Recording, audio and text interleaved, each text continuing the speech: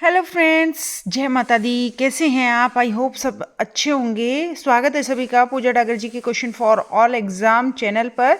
यहाँ पर हम साइंस जी के कर रहे हैं। टॉपिक नंबर हमारा 23 का थर्ड पार्ट रहेगा और टॉपिक का नाम रहेगा ह्यूमन फिजियोलॉजी, मानव कारिकी। और इसका हम आज 30 क्वेश्चन करेंगे। थोड़ा लंबा चैप्टर है तो यहाँ से थोड़े ज़्यादा क्वेश्चन बन रहे हैं, तो इसीलिए इसके कई पार्ट बन जाएंगे। तो जुड़े रहिए वीडियो में अंत तक। और वीडियो के क्वेश्चन अच्छे लगे तो वीडियो को लाइक करना ना भूलें, ज़्यादा से ज़्यादा शेयर करें और कमेंट करें। क्वेश्चन नंबर 1, मानव कलाई में नाड़ी स्पंदन करती है। जो मानव कलाई होती है उसमें जो नाड़ी है वो स्पंदन करती है। तो हृदय में मंदतर या फिर हृदय से ध्रुतर या फिर उसी दर पर जिस पर हृदय करता है या फिर हृदय से स्वतंत्र होकर। जो हमारे कलाई होती है, कलाई में जो नाड़ी होती है वो स्पंदन करती है। जो जैसे हमारा हृदय धड़कता है तो उसी दर पर जिस पर हृदय धड़कता है। तो ये इसका आंसर रहेगा, सी आंसर रहेगा इसका। तो इसका आंसर क्या रहेगा? सी आंसर रहेगा। उसी दर से नाड़ी हमारी स्पंदन करती है जिस दर से हमारा हृदय धड़कता है। ठीक है, आगे चलते हैं क्वेश्चन नंबर 2 पर। क्वेश्चन नंबर 2 क्या है? मानव भ्रूण का हृदय कब स्पंदन करने लगता है? कब स्पंदन मतलब यहाँ धड़कने लगता है। ये स्पंदन कब धड़कने लगता है? जो भ्रूण होता है उसका हृदय कब स्पंदन करने लगता है, उसमें कब प्रतिक्रिया स्टार्ट हो जाती है? ए, अपने परिवर्धन के तृतीय सप्ताह में, या अपने परिवर्धन के प्रथम सप्ताह में, या अपने परिवर्धन के चतुर्थ सप्ताह में, या अपने परिवर्धन के छठे सप्ताह में। तो जो है भ्रूण है जो उसका हृदय स्पंदन करने लगता है, तो कौन से सप्ताह में स्पंदन करने लगता है? तो यहाँ पर आंसर रहेगा हमारा सी। अपने परिवर्धन के चतुर्थ सप्ताह में जो भ्रूण है वह अपने हृदय का स्पंदन करने लगता है, चतुर्थ सप्ताह में, चौथे सप्ताह में। ठीक है फ्रेंड्स, आगे चलते हैं क्वेश्चन नंबर 3 पर। मानव मस्तिष्क के निम्नलिखित भागों में से, मानव के जो मस्तिष्क है उसके विभिन्न भागों में से कौन सा एक निग्रण और उल्टी का नियमन केंद्र है? तो निग्रण और उल्टी का नियमन केंद्र कौन सा है मस्तिष्क का? यहाँ पर ए, प्री मस्तिष्क, या फिर बी, अनुमस्तिष्क, या फिर सी, मेडुला ऑब्लांगेट, या फिर डी, पेंस। तो यहाँ पर क्या आंसर रहेगा? क्वेश्चन नंबर 3 का आंसर रहेगा मेडुला ऑब्लांगेट। तो ये रहेगा आंसर, मेडुला ऑब्लांगेट ये आंसर रहेगा इसका। मानव मस्तिष्क के निम्नलिखित भाग में से कौन सा एक निग्रण और उल्टी का नियमन केंद्र है? तो मेडुला ऑब्लांगेट आंसर इसका रहेगा। क्वेश्चन नंबर 4 पर चलते हैं फ्रेंड्स। प्लीज़ वीडियो में अंत तक जुड़े रहें। क्वेश्चंस अच्छे लगे तो वीडियो को लाइक करना ना भूलें। मानव मस्तिष्क, सामान्य व्यक्ति है जो कि उसके रक्त का पीएच स्तर क्या होता है? रक्त का पीएच बताना है यहाँ पे। तो मानव का जो है रक्त का पीएच स्तर कितना है? सामान्य व्यक्ति के रक्त का पीएच स्तर क्या होता है? ए 4.5, 4.6, 8.25, 8.35, या फिर 6.45 से 6.55, या फिर 6.75 से 6.45। तो यहाँ पर जो पीएच मान रहेगा एक सामान्य व्यक्ति के रक्त का पीएच स्तर होता है 7.35 से 7.45। ये रहेगा आंसर इसका, 7.35 से 7.45। आगे चलते हैं क्वेश्चन नंबर 5 पर। जो मनुष्य यह नहीं समझ पाता कि कब उसे भोजन करना रोक देना चाहिए वह पीड़ित है। जो मनुष्य खाना खाता है तो जब उसको नहीं पता लगता कि उसे कितना खाना खाना चाहिए और कब तक भोजन करना चाहिए और किस समय पर उसको भोजन करने से अपने आप को रोक देना चाहिए, तो वह पीड़ित है। वह किस चीज़ से पीड़ित है? यहाँ पर क्या आएगा आंसर? वह कौन से रोग से पीड़ित है? मधुमेह से? नहीं, मधुमेह से नहीं है। बी, बुलिमिया से, यहाँ पर बी बुलिमिया से, और सी एनोरेक्सिया नर्वसा से, या फिर डी अति अम्लता से। तो वह पीड़ित है यहाँ पर बुलिमिया से। तो ये आंसर रहेगा बुलिमिया से पीड़ित है। किससे?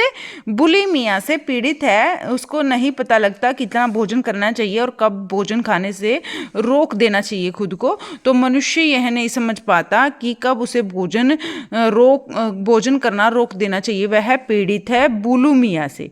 यहाँ बुलिमिया आएगा इसका, बुलिमिया से। आगे चलते क्वेश्चन नंबर 6 पर।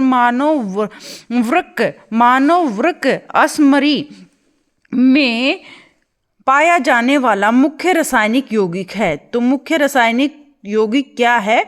ये किडनी स्टोन है। यहाँ पर इसको हिंदी में वृक्क असमरी बोलते हैं। किडनी को वृक्क बोलते हैं हिंदी में। वृक्क असमरी यानी किडनी स्टोन में पाया जाने वाला प्रमुख रासायनिक यौगिक है। तो क्या है प्रमुख रासायनिक यौगिक? कैल्शियम कार्बोनेट है, यूरिक अम्ल है, कैल्शियम ऑक्सलेट है, या फिर कैल्शियम सल्फेट है। तो यहाँ पर आंसर क्या रहेगा? 6 का आंसर रहेगा कैल्शियम ऑक्सलेट। ये आंसर रहेगा कैल्शियम ऑक्सलेट। तो मानव किडनी स्टोन में पाया जाने वाला प्रमुख रासायनिक यौगिक है कैल्शियम ऑक्सलेट। क्या है? Calcium oxalate. याद रखना है, कैल्शियम ऑक्सलेट। आगे चलते हैं क्वेश्चन नंबर 7 पर। क्वेश्चन नंबर 7 पर चलने से पहले अगर वीडियो को अभी तक लाइक नहीं किया है तो जल्दी से लाइक कर दीजिएगा, और चैनल पर नए हैं तो चैनल को फटाफट से सब्सक्राइब कर लीजिए।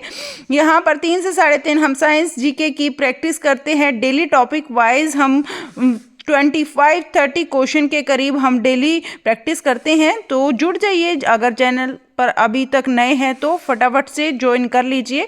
क्वेश्चन नंबर 7 देखते हैं। वह वाहिका का नाम क्या है जो आमाशय तथा शुद्रांत्र से यकृत में पोषक युक्त रक्त देती है? तो उस वाहिका का नाम बताना है। क्या है? जो आमाशय तथा शुद्रांत्र से यकृत में, किसमें? यकृत में पोषक युक्त रक्त देती है। तो यह कौन सी है? यकृति शिरा है, या फिर बाई यकृति धमनी है, या फिर दाई यकृति धमनी है, या फिर यकृति प्रवेश द्वार शिरा है। तो क्या रहेगा आंसर? क्वेश्चन नंबर 7 का आंसर रहेगा हमारा यकृति प्रवेश द्वार। ये रहेगा आंसर। क्या रहेगा? यकृति प्रवेश द्वार शिरा। तो वह वाहिका का नाम है यकृति प्रवेश द्वार शिरा जो आमाशय तथा शुद्रांत्र से यकृत में पोषक युक्त रक्त देती है। तो यह है यकृति प्रवेश द्वार शिरा। आगे चलते हैं क्वेश्चन नंबर 8 पर। क्वेश्चन नंबर 8 क्या है? क्वेश्चन नंबर 8 है हमारा, ईईजी से किस अंग की कार्य प्रणाली प्रकट होती है? जो ये ईईजी होता है ये किस अंग की कार्य प्रणाली को प्रकट करता है? कौन से अंग की कार्य प्रणाली को प्रकट करता है? मस्तिष्क को, हृदय को, कान को, यकृत को। तो ईईजी जो है यह किस अंग की कार्य प्रणाली प्रकट करता है? यह मस्तिष्क की कार्य प्रणाली को प्रकट करता है। तो यहाँ पर क्या आंसर रहेगा? 8 का आंसर रहेगा मस्तिष्क आएगा आंसर। क्वेश्चन नंबर 9, मस्तिष्क तथा मेरुरज्जु पर चढ़ी झिल्ली में सूजन आ जाने से होने वाला रोग। जो मस्तिष्क होता है, मस्तिष्क तथा मेरुरज्जु, ये जो मेरुरज्जु होता है मस्तिष्क होता है, इस पर चढ़ी झिल्ली, इस पर क्या चढ़ी झिल्ली में सूजन आ जाना। तो इसके ऊपर जो झिल्ली चढ़ी होती है उस पर सूजन आ जाने से होने वाला रोग कौन सा है? इनमें से कौन सा रोग हो जाता है? ए पैरालिसिस, बी ल्यूकीमिया, या फिर सी स्क्लेरोसिस, या फिर डी मेनिनजाइटिस। तो क्या रहेगा आंसर? कौन सा रोग हो जाता है? तो 9th का आंसर रहेगा यहाँ पर हमारा डी ऑप्शन रहेगा, मेनिनजाइटिस रोग हो जाता है। याद रखना है, मेनिनजाइटिस रोग हो जाता है जब मस्तिष्क तथा मेरुरज्जु पर चढ़ी झिल्ली में सूजन आ जाती है। तो ये मेनिनजाइटिस नामक रोग हो जाता है। क्वेश्चन नंबर 10, आंख के रेटिना की परंपरा कैमरा के निम्नलिखित में से किस भाग से तुलना की जाती है? जो हमारा आंख का रेटिना होता है इसकी तुलना कौन से भाग से की जाती है? परंपरा जो कैमरे का कौन सा भाग होता है, कैमरे का कौन सा भाग होता है जिससे इसको क्या कर दिया जाता है? इसको कंपेयर कर दिया जाता है। तो यहाँ पर लेंस से रहेगा, फिल्म से रहेगा, स्टर से रहेगा, आवरण से रहेगा। तो फिल्म आएगा इसका आंसर। क्या रहेगा? फिल्म। कैमरे की फिल्म से इस रेटिना की क्या करी जाती है? तुलना की जाती है। आगे चलते हैं। मनुष्य के अंगों में से हानिकारक विकिरणों से सबसे कम सुप्रभावी अंग क्या है? जो मानव के जो अंग है, मानव के अंगों में से हानिकारक विकिरण, कौन सी हानिकारक विकिरण जो है उनमें से सबसे कम सुप्रभावी अंग, सबसे कम कौन सा अंग प्रभावित होता है? यहाँ पर जो हानिकारक विकिरणें हैं उनसे सबसे कम प्रभावित अंग कौन सा रहता है? हृदय रहता है, आंत रहती है, मस्तिष्क रहता है, फेफड़ा रहता है। तो हमारा जो मस्तिष्क होता है ये सबसे कम हानिकारक विकिरणों से प्रभावित रहता है, सबसे कम प्रभावित रहता है हानिकारक विकिरणों से हमारा मस्तिष्क। ठीक है फ्रेंड्स, आगे चलते हैं। मनुष्य के अंगों में से कौन सा एक हानिकारक विकिरणों से सर्वाधिक सुप्रभावी है? तो सबसे ज्यादा हानिकारक विकिरणों से प्रभावित अंग बताना है। अंग कौन सा है सबसे ज्यादा प्रभावित होने वाला? तो हृदय है, आंख है, मस्तिष्क है, फेफड़ा है। तो यहाँ पर आंसर क्या रहेगा? यह हमारी जो आंखें हैं वो सबसे ज़्यादा प्रभावित होती हैं हानिकारक विकिरणों से, और मस्तिष्क सबसे कम प्रभावित होता है। याद रखना है, दोनों इंपॉर्टेंट क्वेश्चन है। आगे चलते हैं क्वेश्चन नंबर 13 पर। क्वेश्चन नंबर 13 पर चलने से पहले वीडियो को अगर लाइक नहीं किया है तो जल्दी से लाइक कर दीजिए। क्वेश्चन नंबर 13 क्या है? फटाफट से जुड़े रहिए, प्लीज़ अंत तक जुड़े रहें।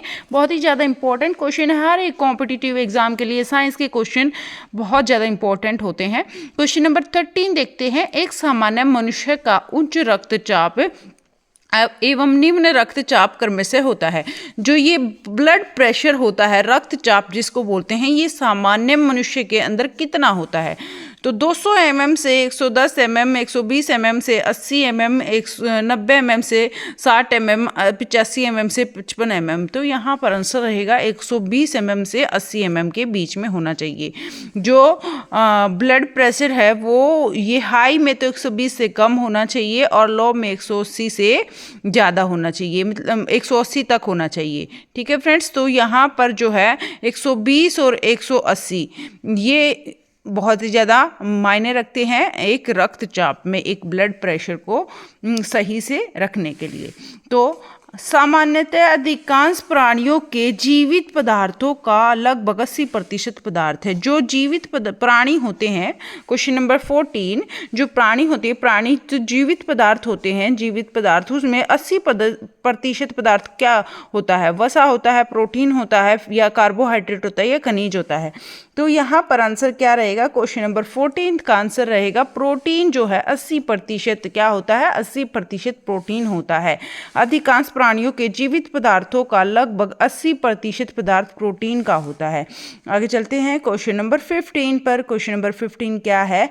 घरेलू धूल में वह क्या है जो दमा फेफड़ों को परेशान करता है? जो घरेलू धूल होती है उसमें क्या है ऐसा जो कि दमा पीड़ितों को परेशान करता है? तो दमा पीड़ित, जो दमा से पीड़ित है उनको परेशान करता है, इनमें से क्या है?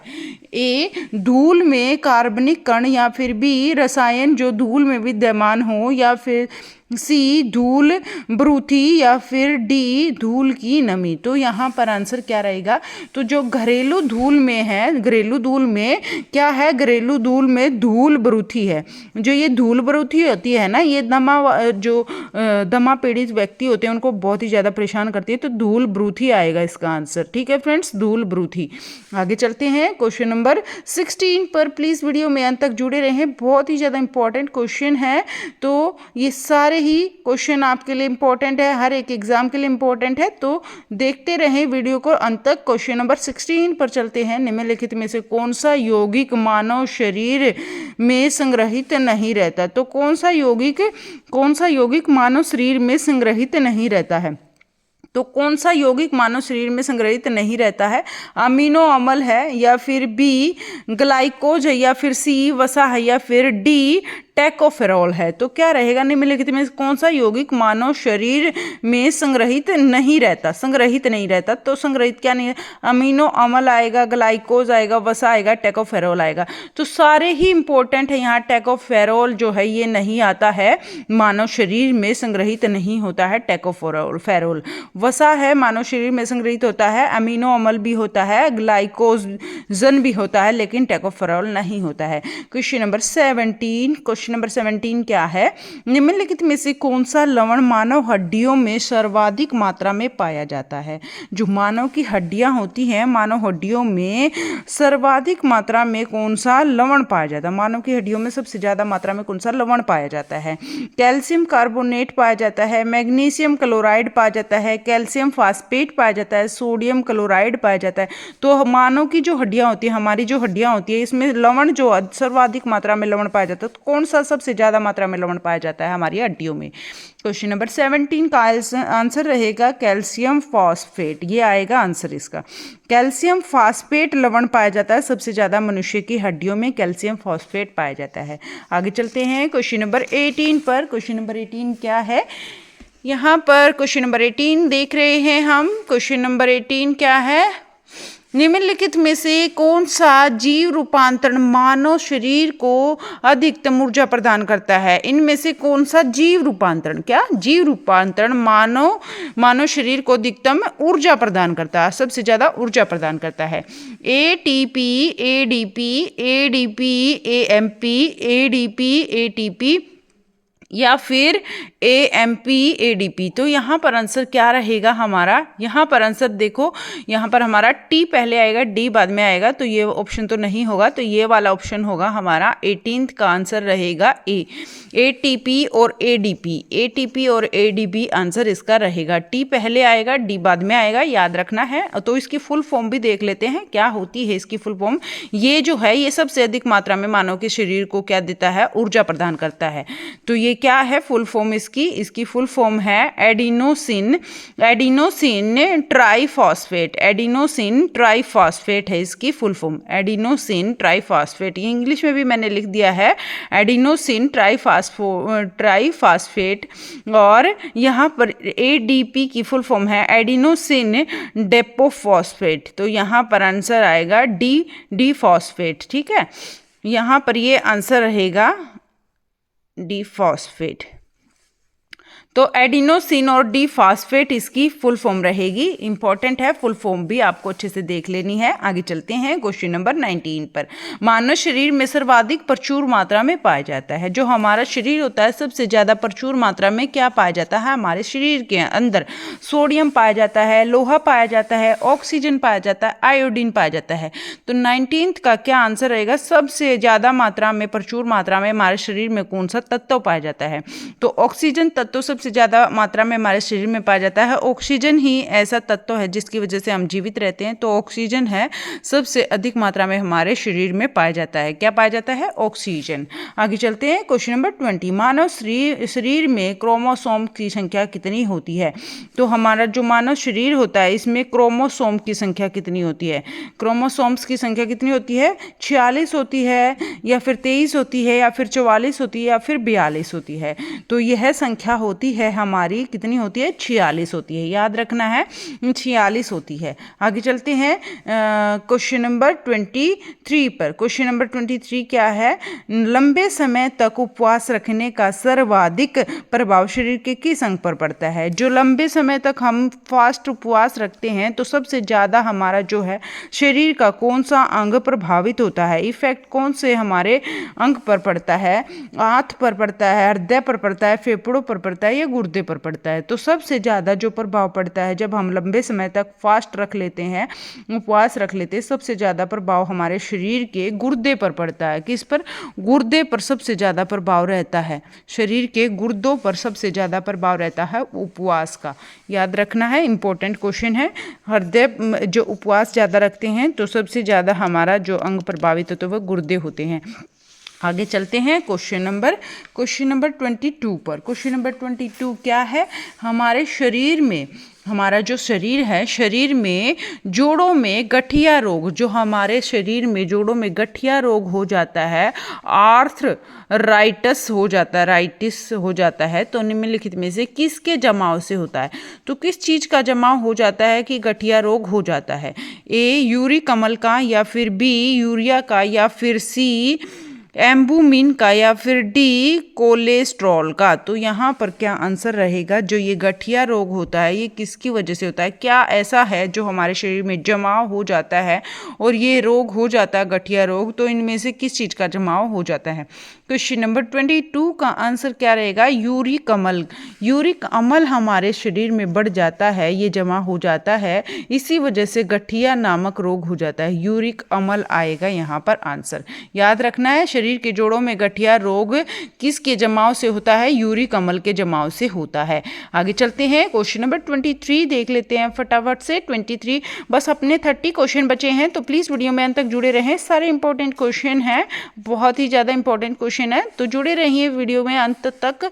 और वीडियो को लाइक करना ना भूलें, ज़्यादा से ज़्यादा शेयर करें। आप शेयर नहीं करते हैं, प्लीज़ शेयर करें, ज़्यादा से ज़्यादा कमेंट करें क्वेश्चंस कैसे आपको लगे हैं। क्वेश्चन नंबर 23, बीमारी जिसमें उच्च ताप में रक्त में यूरिक अम्ल प्रधान रूप से पाया जाता है वह है। तो जब यूरिक अम्ल जो है प्रधान रूप से पाया जाता है, यहाँ पर तो आप अच्छे से समझ जाओगे क्योंकि ये क्वेश्चन हमने ऊपर ही किया है। तो यूरिक अम्ल जब से सबसे ज़्यादा जो है प्रधान रूप ले लेता है, तो बीमारी में उच्च मात्रा में रक्त में यूरिक अम्ल प्रधान रूप से पाया जाता है, तो वह है गठिया गाउट। यही, और कुछ ऑप्शंस पढ़ने की जरूरत ही नहीं है। अगर आपने देखो यहाँ से 2 क्वेश्चन हमने एक जैसे किए हैं, तो यहाँ पर क्वेश्चन में गठिया रोग का जो है रीजन पूछा था, क्यों होता है, क्या जमने से होता है, यहाँ पर हमने दे दिया है कि इसकी वजह से होता है, तो लेकिन ये रोग कौन सा होता है, तो यहाँ पर ये पूछ लिया जाता है। तो गठिया गाउट, ये बिल्कुल अच्छे क्वेश्चन है, इंपॉर्टेंट क्वेश्चन है, तो याद रखने हैं। इसी तरह से हम डेली क्वेश्चंस की प्रैक्टिस करते हैं, और प्रैक्टिस इतने अच्छे से कर लेते हैं तो आपको कहीं से भी साइंस पढ़ने की ज़रूरत नहीं पड़ेगी। अगर आप डेली कंटिन्यू पढ़ते हैं, यहाँ पर 3 से 3.5 बस आधा घंटा साइंस के लिए निकालते हैं, तो आपका साइंस का कोई क्वेश्चन नहीं गलत होगा। क्वेश्चन नंबर 24 देखते हैं। 24 क्वेश्चन क्या है? BMD परीक्षण का पूर्ण रूप क्या है? जो ये BMD है, तो इसके परीक्षण का पूर्ण रूप पूरा इसकी फुल फॉर्म क्या है? बोन मिनर डेंसिटी या फिर बोन मैरो डेफिशिएंसी या फिर बोन मैरो डेफिशिएंसी डेंसिटी या फिर बोन मैरो डेफिशिएंसी। तो यहाँ पर क्या आंसर रहेगा? क्वेश्चन नंबर 24 की फुल फॉर्म क्या रहेगी इसकी? 24 का आंसर रहेगा हमारा ए। क्या रहेगा? ए आंसर रहेगा। बोन मिनरल डेंसिटी, ये आंसर रहेगा। बोन मिनरल डेंसिटी आएगा। बोन, बी माने बोन, एम माने मिनरल, डी माने डेंसिटी, बोन मिनरल डेंसिटी। आगे चलते हैं 25 क्वेश्चन पर। BMD परीक्षण किया जाता है। जो BMD है परीक्षण किया जाता है, किसका परीक्षण किया जाता है? इसमें से अस्थि रंध्रता हेतु या फिर गठिया हेतु या फिर अस्थि मैलेशिया हेतु या फिर इसमें से कोई नहीं। ठीक है फ्रेंड्स, तो यहाँ पर बताना है BMD परीक्षण किया जाता है। तो BMD परीक्षण किस चीज़ का करता है, हमें ये बताना है। तो यहाँ पर आंसर क्या रहेगा हमारा? इसका आंसर रहेगा यहाँ पर अस्थि रंध्रता हेतु BMD परीक्षण किया जाता है। अस्थि रंध्रता हेतु BMD परीक्षण किया जाता है। याद करना, देखो दोनों क्वेश्चन एक साथ लिख दिए हैं मैंने, इंपॉर्टेंट क्वेश्चन हैं दोनों के दोनों, याद रखना है। आगे चलते हैं 26 क्वेश्चन पर। भारत में जन्मे प्रत्येक 200 शिशुओं में से एक अतिसार से मर जाते हैं, तो इसका कारण क्या है? 200 शिशुओं में से एक अतिसार से मर जाते हैं, तो इसका क्या कारण है? तो 200 शिशुओं में से एक अतिसार से मर जाते हैं, तो इसका क्या कारण है? ए रोटा वायरस से, बी जीवाणु से, सी अमीबा से, डी कवक से।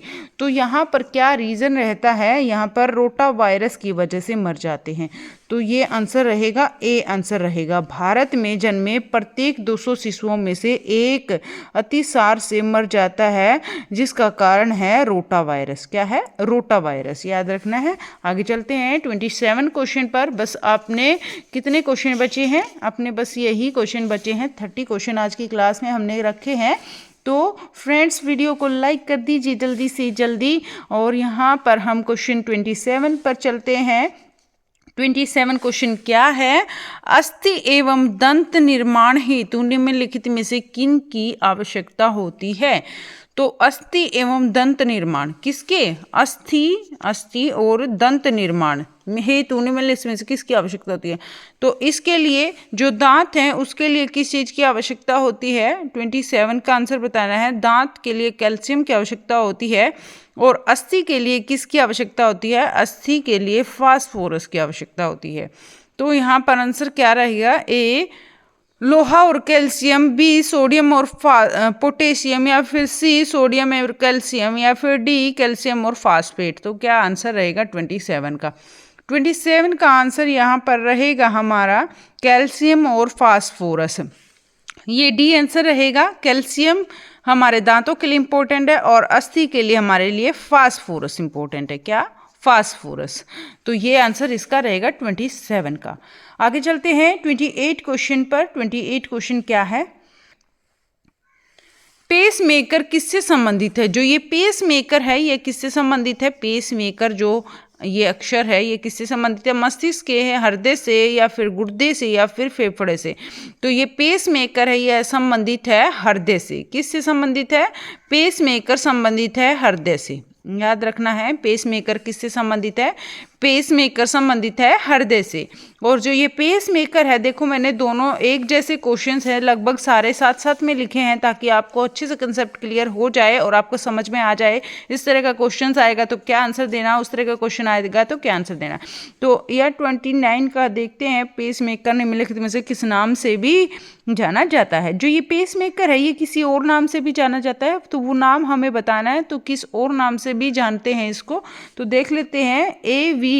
ए वी नोडस से, या एस ए नोडस से, या फिर हीस की पोटली से, या फिर कोर्डे या टेंडाइनल से। तो यहाँ पर क्या आंसर रहेगा, पेस मेकर कौन ने किस नाम से जानते हैं, इनमें से एक नाम बताना है। जल्दी से आप सोचिए क्या आंसर रहेगा इसका। इसका आंसर रहेगा एस ए नोडस। क्या रहेगा इसका answer, S A nodes answer रहेगा बी। बी आंसर रहेगा इसका, S A nodes. Pacemaker निम्नलिखित में से किस नाम से जानते हैं, इसको हम एस ए नोडस से जानते हैं, एस ए नोडस से जानते हैं। आगे चलते हैं, लास्ट एंड फाइनल क्वेश्चन हमारा बचा है, इसको भी देख लेते हैं। मानव शरीर में सबसे मजबूत मांसपेशियां कहाँ होती हैं। जो हमारा शरीर होता है सबसे मजबूत मांसपेशियां कहाँ पर होती हैं, जांघ में होती हैं, जबड़े में होती हैं, गर्दन में होती हैं, या हाथों में होती है। जो सबसे मजबूत हिस्सा हमारे शरीर का होता है वो होता है जबड़ा। क्या होता है, जबड़ा जो हमारे शरीर का होता है सबसे ज़्यादा मजबूत होता है। जबड़ा हमारे शरीर में सबसे ज़्यादा मजबूती वाला अंग होता है। तो ये हो गए अपने 30 question friends. Thank you so much video में अंत तक जुड़े रहने के लिए, और वीडियो को ज़्यादा से ज़्यादा शेयर कर दीजिएगा प्लीज़। और अगर चैनल पर नए हैं तो जल्दी से सब्सक्राइब कर लीजिए। बहुत ही ज़्यादा इंपॉर्टेंट क्वेश्चन डेली हम प्रैक्टिस करते हैं साइंस जीके की। तो डेली साइंस जीके की 3 से 3.5 क्लास होती है। प्लीज़ आप टाइम से क्लास में आ जाया करें। प्रीमियर हमारा रहता है 3 से 3.5। आप जल्दी से जब सब्सक्राइब करें तो नोटिफिकेशन जो है बेल आइकन को प्रेस कर लीजिएगा, ऑल पर क्लिक कीजिएगा, नहीं तो आपको नोटिफिकेशन टाइम से नहीं मिलेगा। अगर डेली आप आधा घंटा साइंस के लिए निकाल लेते हैं तो आपका कोई क्वेश्चन नहीं गलत होगा।